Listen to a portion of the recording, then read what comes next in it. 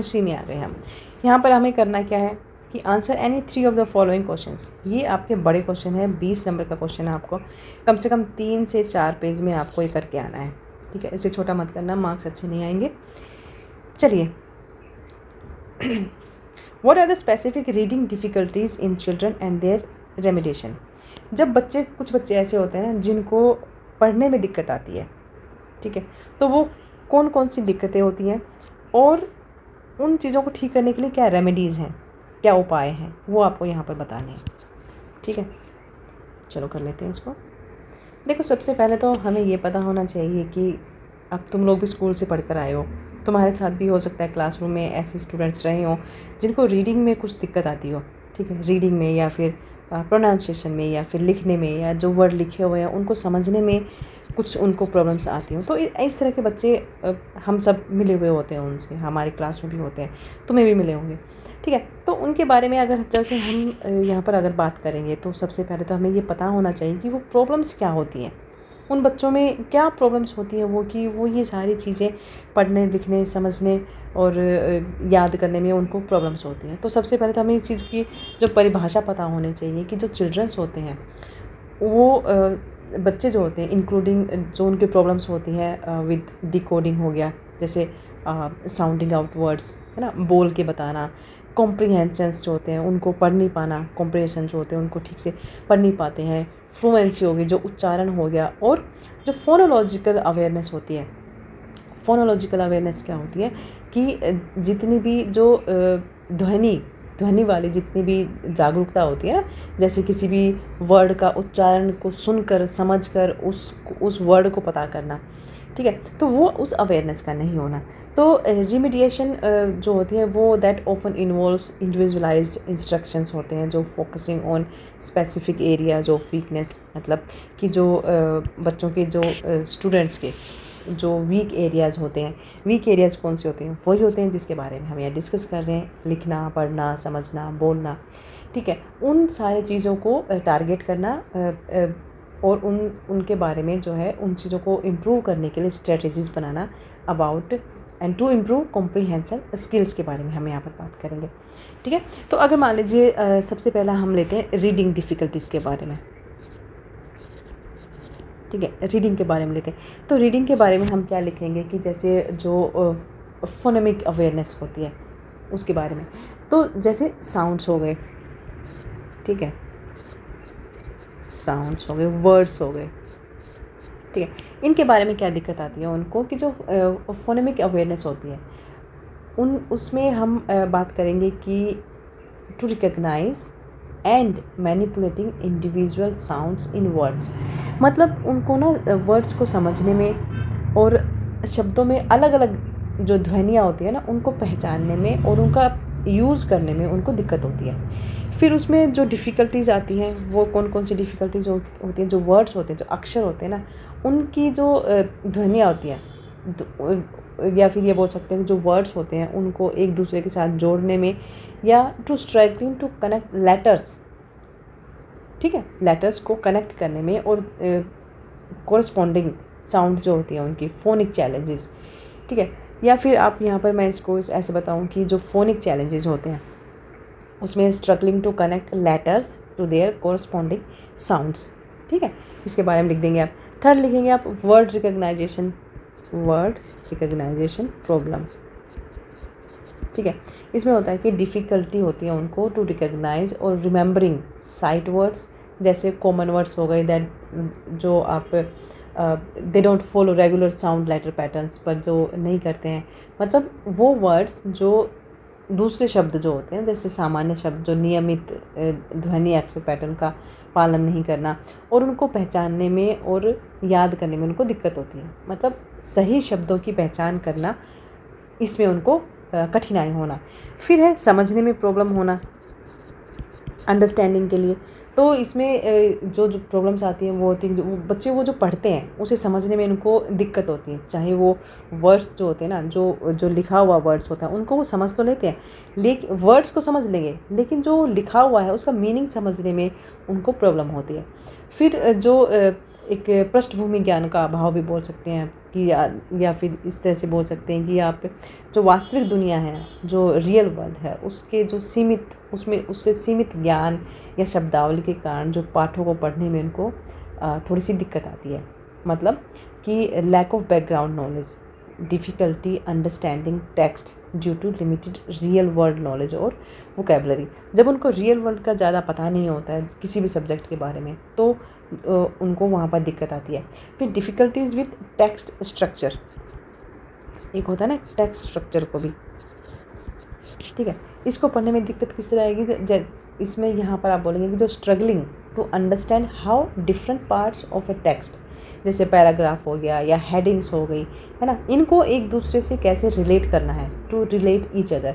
तो वहाँ पर इनको टेक्स्ट बनाने में या स्ट्रक्चर बनाने में यहाँ पर इनको प्रॉब्लम होती है बच्चों को। फिर फ्लुएंसी के बारे में अगर हम बात करें, ठीक है, फ्लुएंसी प्रॉब्लम्स किस तरह की आएंगी? डिफ़िकल्टीज स्लो होती है, इनएक्यूरेट रीडिंग होती है, ठीक है। तो रीडिंग जो है उनकी स्लो होगी और मेकिंग मैनी एरर्स, मतलब रीडिंग करते हुए एक तो वो बहुत धीरे पढ़ेंगे, धीरे पढ़ने के साथ साथ गलत भी पढ़ेंगे, ठीक है। और इसका सारा प्रभाव पड़ता है उनका कॉम्प्रीहेंशन पर, कि कॉम्प्रीहेंशन डिफ़िकल्टीज़ को हम यहाँ पर बात कर रहे हैं। फिर लैक ऑफ एक्सप्रेस, ठीक है, वो ना एक्सप्रेस नहीं कर पाते हैं, लैक ऑफ एक्सप्रेसनेस, ठीक है। इसमें लिखेंगे कि जब रीड करता है ना बच्चा, reading in a monotone voice without proper pause और एम्फेसिस, मतलब जब एक बच्चा पढ़ रहा होता है ना, जो हम ये डिफ़िकल्टी के बारे में बात कर रहे हैं, हम अदर स्टूडेंट की बात नहीं कर रहे हैं, तो जो इस तरह के जो बच्चे होते हैं वो जब कुछ पढ़ रहे होते हैं तो वो एक मोनोटोन वॉइस में पढ़ते ही चले जाते हैं, वो पोज नहीं लेते हैं, वो किसी एक पर्टिकुलर वर्ड पर एक एम्फसाइज नहीं करते हैं, वो बस सीधे सीधे पढ़ते रहते हैं, उनको ध्यान नहीं रहता कि कहाँ पर रुकना है, कहाँ पर उनको थोड़ा सा पोज लेना है, या फिर जो भाषा का या फिर जो आवाज़ का जो उतार चढ़ाव होता है ना, वो उन चीज़ों को उनको नहीं पता होता है। थर्ड पॉइंट में आप लिखेंगे difficulty with automatic word recognition, ठीक है, ऑटोमेटिक वर्ड रिकग्नाइजेशन, ठीक है। इसमें लिखेंगे to struggling to recognise words instantly, hearing reading speed and जो फ्लो होता है, मतलब जो ये बच्चे होते हैं इस जिनको एक तरह से स्वचालित शब्द की जो पहचान होती है, तो शब्दों को तुरंत पहचानने में कठिनाई होती है इनको, जिससे होता क्या है ना कि उनको जो पढ़ने की जो उनकी स्पीड होती है वो धीरे हो जाती है, और कहीं ना कहीं उनका जो शिक्षण होता है, जो स्टडी होती है, उसमें वो चीज़ बाधा उत्पन्न करती है, ठीक है। इसके बाद तो फोर्थ पॉइंट जो हमारा है फोनोलॉजिकल अवेयरनेस इशू के बारे में, जो ध्वन्यात्मक जागरूकता होती है ना उसके बारे में, ध्वनियाँ या फिर स्वर जो होते हैं, जो ध्वनि ही बात करेंगे हम यहाँ पर। तो पहला इसमें आएगा कि राइम और एलिट्रेशन के बारे में, तुक एक होता है ना तुकबंदी करना, और अनुप्रास के बारे में कठिनाइयाँ होना।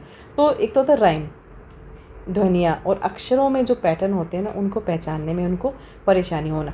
मान लीजिए कोई राइमिंग है, कोई 4 लाइन का कुछ लिखा हुआ है, उसको मान लीजिए अलग अलग तोड़ दिया उस चीज़ को, ठीक है, तो उनको दोबारा से रीअरेंज करने में उनको दिक्कत होती है, राइमिंग कर नहीं पाते हैं। जैसे वो आप लोग पढ़ते हैं ना स्लीप वीक डीप नीक, तो इस तरह से जो होता है, तो इस तरह से जो राइमिंग वर्ड्स होते हैं ना, इनको ये बच्चे जो है समझ नहीं पाते हैं, और उसको दोबारा से उनको रीअरेंज करने में उनको दिक्कत होती है। उसके साथ साथ उनको पहचानने में भी, उनको जो अक्षर का जो पैटर्न होता है उनको पहचानने में उनको प्रॉब्लम होती है। सेगमेंट और ब्लेंडिंग साउंड्स की जो ध्वनियाँ होती हैं उनको विभाजित करना और फिर से उनको एक तरह से मिक्स करना, ब्लेंड करना आपस में।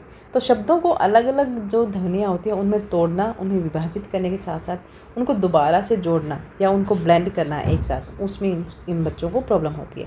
इसके साथ साथ कुछ और भी प्रॉब्लम्स होती हैं, जैसे डिसलेक्सिया की आप बात कर सकते हैं।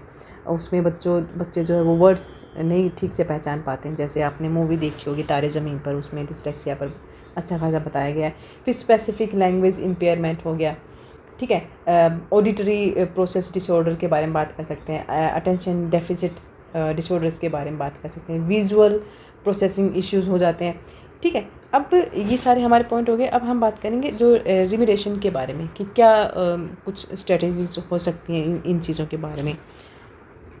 तो यहाँ पर देखो, आप ये चीज़ें हम यहाँ पे बात कर सकते हैं कि जो स्पष्ट जो ध्वन्यात्मक इंस्ट्रक्शंस होते हैं वो देने चाहिए, मतलब अक्षर ध्वनि जो होती है ना उनके अनुरूपता पर व्यवस्थित और संरचित इंस्ट्रक्शंस देने चाहिए।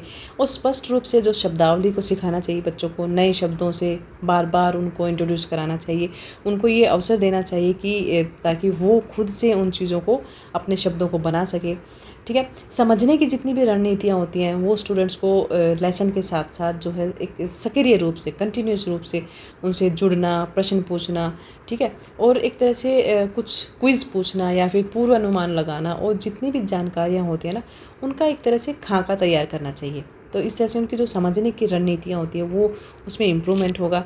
एक उनका जो फ्लुएंसी की जो प्रैक्टिस होती है, तो जितने भी पाठ उनको बार बार पढ़ाए जाते हैं उनको बार बार पढ़ाना चाहिए, सामूहिक रूप से पढ़ाना चाहिए क्लास में, मतलब सबके साथ बैठ के। उनसे, उन बच्चों से अलग से भी पढ़ाया जा सकता है अगर टीचर इस तरह से अगर टाइम देते हैं तो। दूसरे साथ साथ जो छात्रों को नए शब्द और नया स्किल्स सीखने के लिए, उनको याद करने में और उनको उन चीज़ों को मदद करने के लिए भी अलग अलग जितनी भी हमारे सेंसेस होती हैं, हमारे आइज़ हो गई, ठीक है, आँखें हो गई, हमारा टच हो गया, ठीक है, टच हो जाता है, और ये एक हमारा होता है लिसनिंग, ठीक है। तो ये जितने भी हमारी जो इंद्रियां होती हैं इनका उपयोग किस तरह से कर सकते हैं बच्चे, उस चीज़ पर ध्यान देना। और जो पर्सनल इंस्ट्रक्शंस होते हैं हर स्टूडेंट को एक पर्टिकुलर जो उनकी जो नीड होती है उसको पूरा करने के लिए कुछ व्यक्तिगत या फिर आप बोल सकते हैं इसको पर्सनल इंस्ट्रक्शंस देने चाहिए। फिर होता है सहयोग की भावना या उनके साथ सहयोग करना। तो बच्चे को जो ये बच्चे होते हैं जिनको ये सारी दिक्कतें हो रही होती हैं, ठीक है, इसमें पढ़ाने के साथ साथ उनका जो विकास होता है, जो एक बोलते हैं ना एक समग्र विकास, ऑल राउंड डेवलपमेंट, उसमें भी टीचर को सहायता करनी चाहिए। टीचर के साथ साथ जो पेरेंट्स होते हैं, शिक्षक हो गए या लर्नर्स हो गए, उन सबको मिलकर यहाँ पर काम करना पड़ेगा। सकारात्मक जो एक पॉजिटिव एनवायरनमेंट आप बात कर सकते हैं, तो एक जो पॉजिटिव एनवायरनमेंट होगा वो हमेशा एक बच्चे को पढ़ने में और उस पढ़ाई के साथ साथ अपने आप को कंफर्टेबल महसूस करने में भी काफ़ी मदद कर सकता है। और जब स्टूडेंट अपने आप को कंफर्टेबल महसूस करता है किसी भी माहौल में, तब वहाँ पर उसमें जो ये कमियां पाई जाती हैं या फिर जो किसी भी वजह से जो ये वो पीछे रह जाता है लिखना पढ़ना बोलना की दिक्कत में, तो अगर वो उसको एक इस तरह का माहौल दिया जाए जहाँ पर वो कंफर्टेबल महसूस करे, तो ये काफ़ी सारी संभावना होती है कि वो इन सारी अपनी जो उनकी वीकनेसेस हैं उनसे वो ओवरकम कर सकता है, उन चीज़ों को, मतलब वो निकल सकता है उन चीज़ों से बाहर। फिर होता है कि जो रेजिडेंस हो गया या फिर आवास हो गया, जितनी जो भी क्लासेस होती है उसमें सारी की सारी फैसिलिटीज़ होनी चाहिए, जैसे कि बैठने की व्यवस्था हो ढंग से, अच्छी चेयर हो, टेबल हो, और इसके साथ साथ टाइम हो गया या फिर सहायक जो टेक्निकल जितनी भी चीज़ें यूज़ होती हैं इन चीज़ों को चेक करने के लिए, और एक्सेस टू असिस्टिव टेक्नोलॉजी जितनी भी होती है वो सारी की सारी जो प्रोफेशनल सीटिंग्स हो गई, और जो प्रोफेशनली इन चीज़ों को जो सहयोग के साथ साथ इन चीज़ों को जो बढ़ावा देती है, वो सारी चीज़ों का अकोमोडेशन जो होता है वो बच्चों को मिलना चाहिए। ठीक है, ये हमारा यहाँ पर क्वेश्चन हो गया। इसके बाद जब आप यहाँ पर क्वेश्चन देखेंगे इवैल्यूएशन वाला, हम कर चुके हैं ऑलरेडी ऊपर, आप इसको मैं दोबारा नहीं करवाऊँगी यहाँ पर। इसके साथ साथ जो क्लासरूम इंस्ट्रक्शन भी मैं ऑलरेडी करवा चुकी हूँ। ये क्वेश्चन जो है ये बहुत इंपॉर्टेंट है, ये शॉर्ट नोट में भी आ गया, ये यहाँ पर आपका सेक्शन बी में भी आया हुआ है, क्लासरूम इंटरेक्शन में, और ये यहाँ पर आपके 20 मार्क्स में भी आया हुआ है। तो इस क्वेश्चन को तो आप छोड़ना मत, इसको अच्छे से करके जाना कि ये क्लासरूम इंटरेक्शन क्या होता है, इसके एस्पेक्ट्स और कितने टाइप्स होते हैं, ये आप आराम से अब लिख सकते हो, मैं ऑलरेडी करवा चुकी हूँ। ठीक है, तो ये हमारा आज का पेपर था। आई होप आपको हेल्प मिल जाएगी इस जो भी आज हमने बात करी है। अच्छा, एक क्वेश्चन यहाँ पर है इंटरनेट पर भी, अभी ऑलरेडी यहाँ ऊपर हमने जैसे बात की थी ये वर्ल्ड वाइड वेब के बारे में, तो एक क्वेश्चन आपको इंटरनेट से रिलेटेड भी आएगा, इसको आप करके जाना, इस थोड़ा सा टेक्नोलॉजी के बारे में भी पढ़ाई करके जाना आप लोग। ठीक है, तो अच्छा एक क्वेश्चन है, discuss the importance of monitoring in classroom. देखो, मॉनिटरिंग क्लासरूम में क्यों ज़रूरी है, ये अगर जब आप इस क्वेश्चन को अगर ये आता है ना तो इसको आप आराम से लिख पाओगे, क्योंकि इस क्वेश्चन का आंसर भी कुछ ना कुछ जो काफ़ी हद तक वही होने वाला है जो हमने यहाँ पर किया है।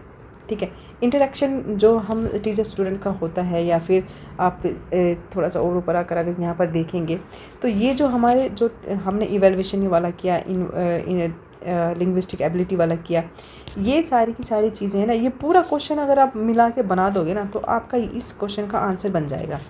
ठीक है, कि मॉनिटरिंग क्यों ज़रूरी है, क्या इंपॉर्टेंस है क्लासरूम में। भाई देखो, इसमें सीधा सीधा तो आप ये बोल सकते हो कि जो स्टूडेंट की जो ओवरऑल परफॉर्मेंस है वो पता चलती है, उसके साथ साथ जो टीचर है उसकी भी तो पता चलती है ना, उसको भी तो अपने बारे में पता चलता है ना कि वो कहाँ तक मतलब और कितना बेस्ट कर सकता है वो बच्चों को पढ़ाने के लिए। तो मॉनिटरिंग दोनों की ही होती है, स्टूडेंट की भी होती है, टीचर की भी होती है, लर्नर्स की भी होती है।